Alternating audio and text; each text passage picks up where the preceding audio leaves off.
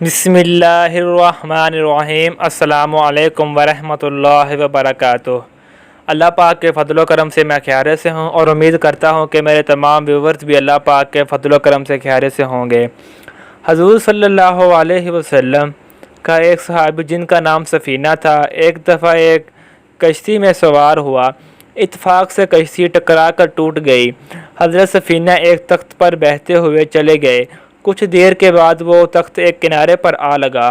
حضرت سفینہ وہاں سے اترے تو ایک جنگل کی طرف روانہ ہوئے۔ وہ جنگل شیر اور درندوں سے بھرا پڑا تھا۔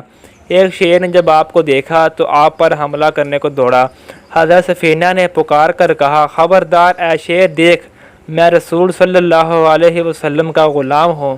یہ شیر سنتے ہی شیر نے اپنا سر جھکا لیا اور حضرت سفینہ کے پاس پہنچ کر اپنے دم ہلانے لگا اور اپنے اشارے سے حضرت سفینہ کو اپنے پیچھے لگا کر آپ کو ایک ایسے راستے پر لا کھڑا کر دیا جس پر چل کر حضرت سفینہ صحیح سالم گھر پہنچ گئے۔